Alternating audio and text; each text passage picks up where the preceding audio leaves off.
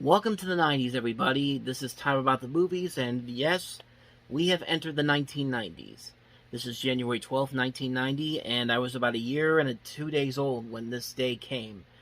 And we had 4 movies come out. None of them were really memorable, but that's January for you. Let's go ahead with the top grossing film of the weekend. We'll start that off with that, but like I always say, just because it's a top grossing film doesn't mean it's a hit, but it's Richard Gere and Andy Garcia in Internal Affairs. I think most people want to be bad, just because it is bad. Oh, we have cops. The cop's the guy who wants to do it worst of all. Don't. Hands up.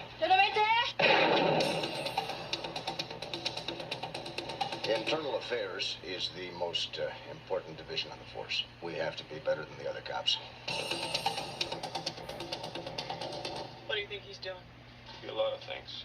I want you to kill my mother and father. You go after Dennis Peck right or wrong and you don't get him, you're dead in the department. And if you do get him, it could be even worse.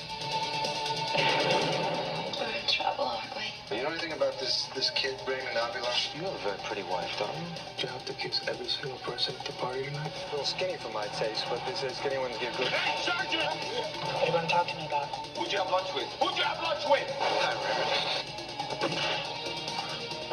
Do you have enough for a formal complaint? No. Then shut up. All those friends you have on the force, you don't have them anymore. Police officer!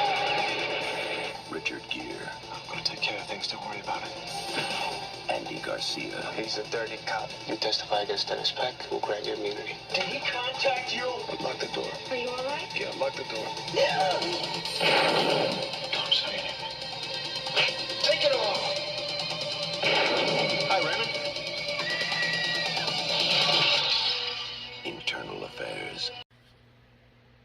Perhaps I spoke too soon. Internal Affairs is actually a pretty good movie.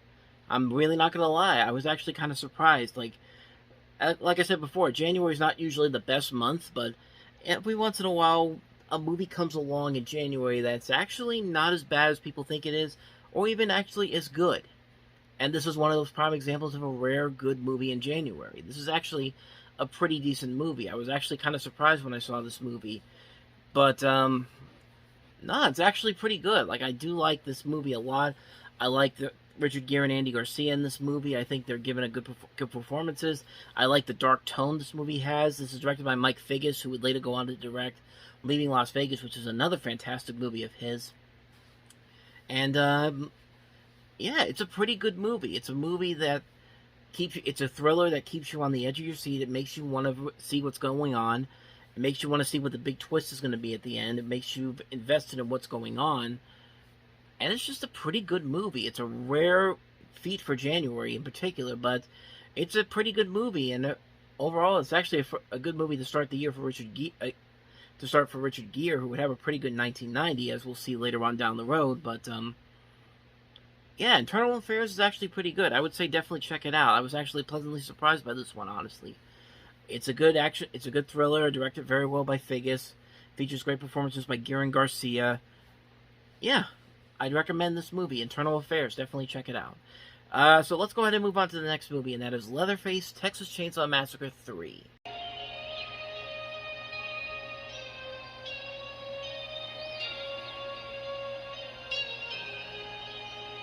Some tales are told, then soon forgotten. But a legend is forever.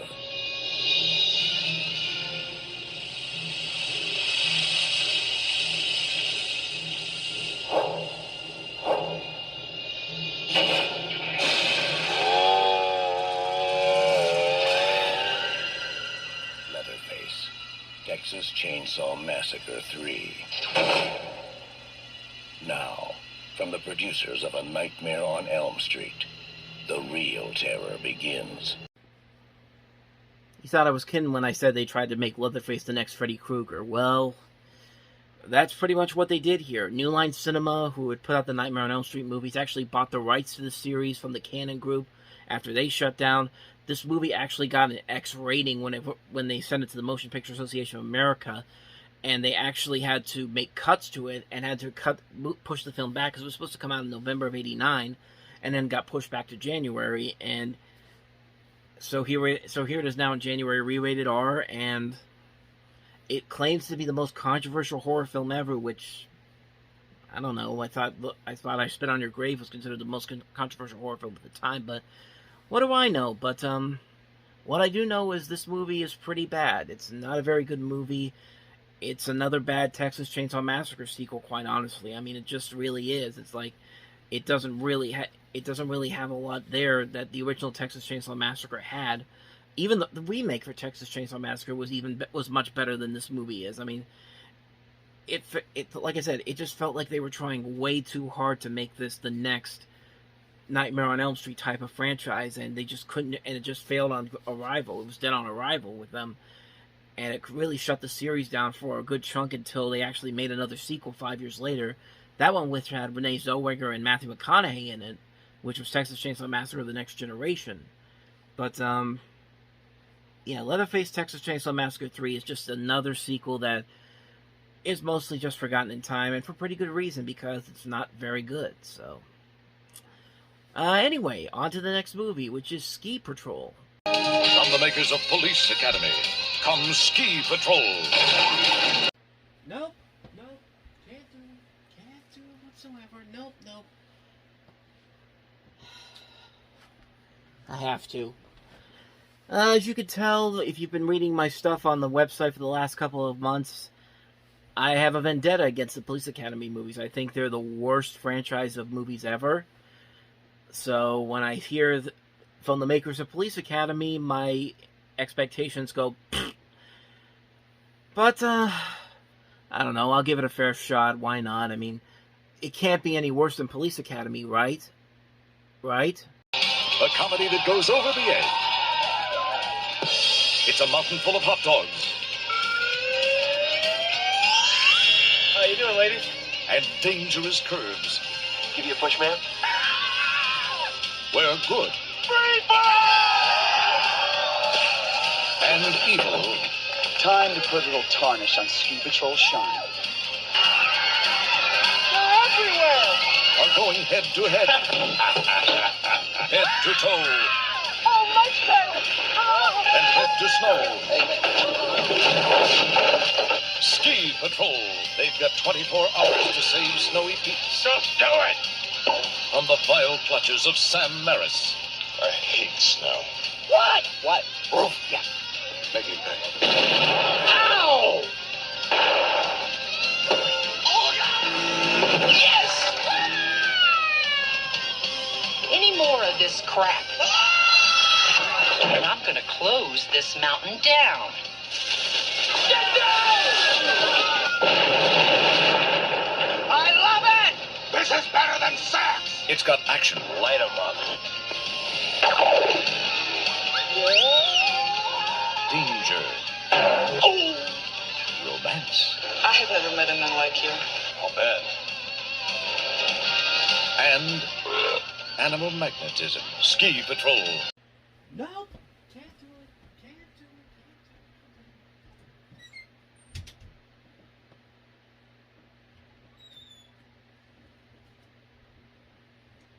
I have to do it. I have to do it. I have to talk about this. You made it worse than Police Academy. I don't know how you did that, but, well, okay.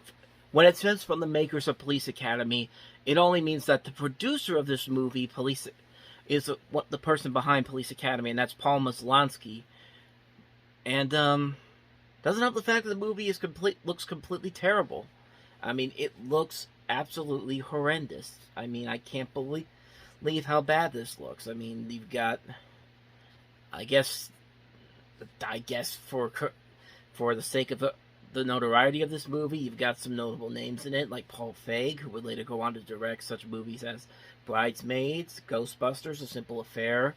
Leslie Jordan is in this movie. George Lopez is here. Ray Walston, Martin Mull. That's it. Comedy looks terrible. The jokes don't even look like they're even trying to stick anything to the wall and see if it's funny. No, I can't do it. I can't do it. I'm not going to walk away this time. That's all I'm going to say about this movie. And I dare somebody to try to tell me that Ski Patrol is actually a decent movie. I dare anybody to say that, but let's just move on to the last film. Let's move on to a hopefully better movie. Anthony Edwards and Forest Whitaker in Downtown.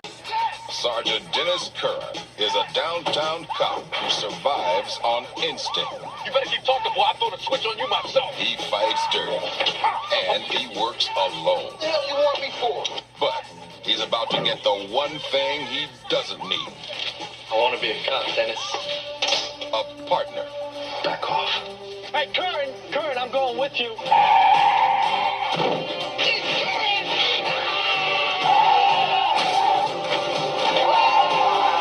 I just think it's kind of risky to jeopardize another officer like that, especially when it's me. Now, Curran's greatest threat isn't waiting in the streets. It's sitting on the seat beside him. Gotta be honest, I haven't spent much time in places like this. You stay in the car, Country Day.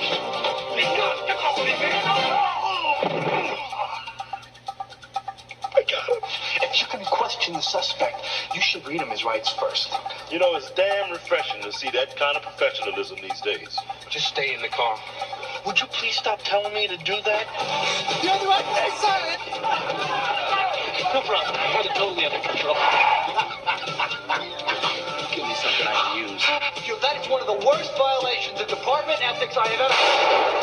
I told you to stay here, boy!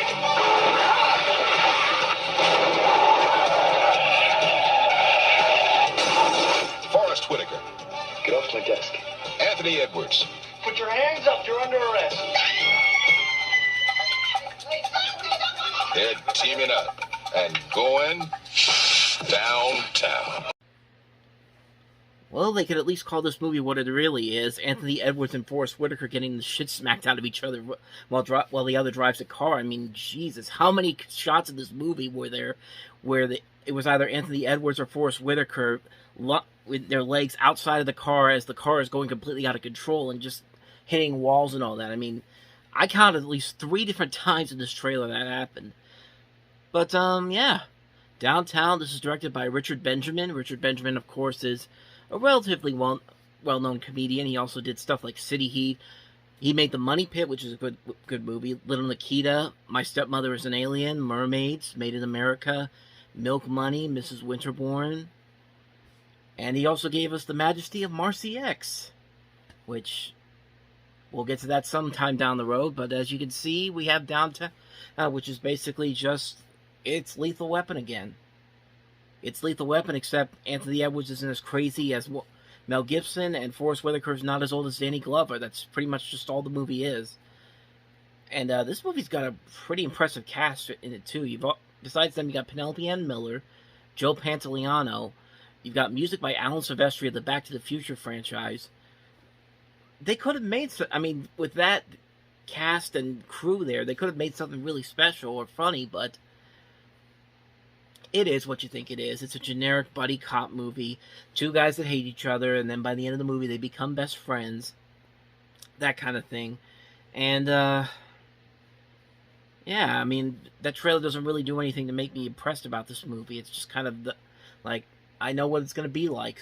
But, I guess the only thing that was surprising was how much that Anthony Edwards and Forrest Whitaker got the shit smacked out of them with the cars. Good lord. But other than that, though, that's pretty much all I have to say about this movie. It's just kind of there. It's a movie that you probably would expect for the month of January, so there you go. That's Downtown.